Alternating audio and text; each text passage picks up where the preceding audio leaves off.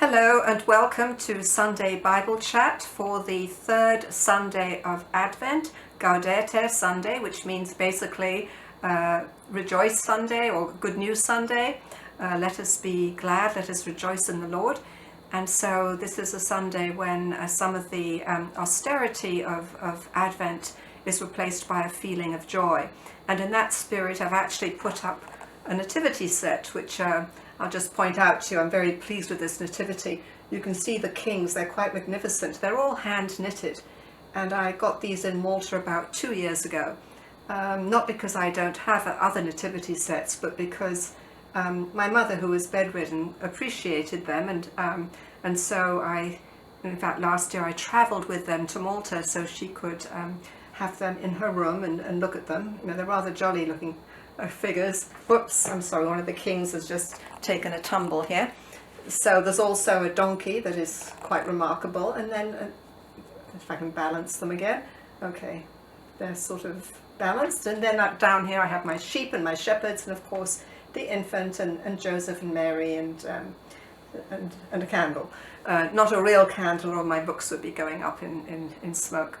But anyway, a touch of colour on the third Sunday of Advent, a touch of joyfulness. I'm rather joyful because my cold is getting better. I referred to that in Sunday Bible Talk. I still sound a little croaky, but bear with me and I'll share some reflections. Keeping to the theme of joy and good news, I want to share with you a little story about a chicken I met on the way to school this morning. I was crossing the road running for a bus when I heard somebody say Happy Thanksgiving, and I kept on going, but the person who turned out to be wearing a chicken costume caught up with me and then asked me point blank, you know, do I know where there are any places where he could share some poetry and a little joy? And so I stopped and I said that the schools are basically out for the rest of the year. In fact, the two schools where I teach, I've already been collecting final papers, and that was where I was heading this morning, to not give a class but collect final essays for one of my classes. And so we exchanged some words, and off he went. And I thought to myself, my gosh, here is somebody who wants to share a little poetry and some words of joy. He comes across as a crazy man, and perhaps the way people look at him would have been similar to the way that people might have looked at John the Baptist or even at Jesus. Thinking back to my encounter this morning, I was struck by the sweet face this man had, just a very gentle expression. So I wonder what his story is. I never got to hear it because I didn't stop long enough. But I would have loved to have known more about him and his chicken mission.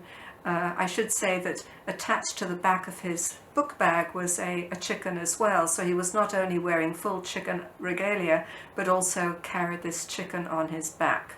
So then I got on my bus. And so on the bus, I just sat close to the driver as I normally do, so I don't miss my stop. And there was a man there, perhaps in his late 60s, early 70s, and the bus driver was conversing with him and basically asked him about what he was going to do for the holidays. And he said he was too old and his bones ached too much, and he was basically beyond the age of celebrating Christmas. It didn't interest him in the slightest. So he got off the bus, and the bus driver said to anyone who could hear, well, there's a ray of sunshine. And I'm assuming she was being sarcastic, because certainly he had a rather downer spirit in contrast to the chicken that I met on the way to school. And then I had another encounter that was a little unusual in the classroom. One of the students lingered behind all the others and began to chat with me. And the opening, I think, was my referring to my mother being bedridden. And then he shared with me that his mother had basically been bedridden since she conceived him. She had a brain aneurysm, and he was born into a household where his dad had to raise 3 kids under, at that point, there was I think a 4-year-old, a 6-year-old and the baby, and take care of his wife.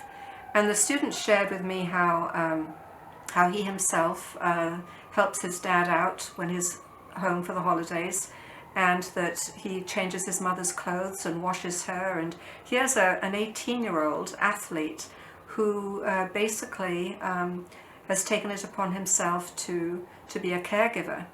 And so these three different encounters, the chicken, the man on the bus, and my student, were really eye-opening. They spoke to me about joy and the absence of joy.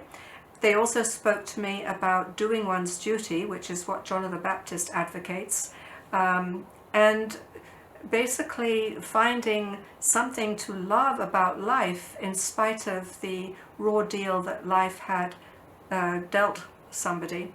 And so the student, for example, I can't imagine his holidays are going to be easy.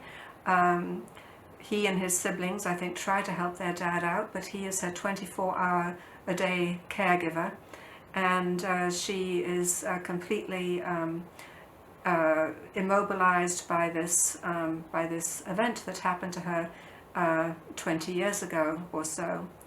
So, and then I should add that also on the bus, the same bus, when the man who didn't think there was anything to celebrate got off, and he was very well attired and stood very straight like somebody who was fairly well to do. Somebody else got off the bus after him, and that was a man who was on crutches and had lost his leg. I don't know the story there, but I was observing him just get off the bus without any complaints. He wasn't complaining about Christmas or the holidays or not being in good shape to observe the holidays. And again, that gave me pause for thought. So on this Gaudete Sunday, this Sunday of rejoicing in the good news, we don't need to be downers. We don't need to be people who spoil the day with our negativity, but rather we need to listen for the good news that Jesus has been born and Jesus invites us into holiness, the good news that our lives don't have to be dictated by difficult circumstances, but there is more to life than the challenges that face us, that there is such a thing as paschal mystery, cycles of resurrection as well as cycles of death and dying, and Advent calls us to enter into this mystery joyfully and to be aware that God has done great things for us and that God will continue to do so, and that we just need to open our eyes to all the amazing things happening in our universe, and that God is at the center of all and holds the whole world in God's hands. And so on that very happy note, I will end my reflection, which is a bit croakier than usual, and I look forward to next week's reflection. So blessings for the third Sunday of Advent.